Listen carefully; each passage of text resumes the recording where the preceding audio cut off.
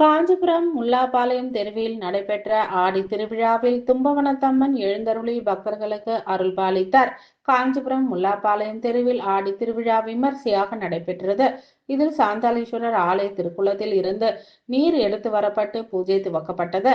இதில் அனுதினமும் அம்பாள் பல்வேறு அலங்காரத்தில் வீதி உலா வந்து பக்தர்களுக்கு அருள்பாலித்தார்.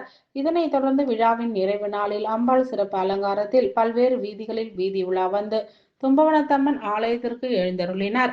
விழா ஏற்பாடுகளை எஸ்கேபி பால வெங்கடேசன், நித்யாகுமார், மனோகரன், கோபிநாத் பிரதர்ஸ், திருவள்ளுவர் பட்டு கூட்டுறவு சங்க முன்னாள் தலைவர் வாசு உள்ளிட்ட பகுதி வாசிகளுடன் இணைந்து சிறப்பாக செய்திருந்தனர்.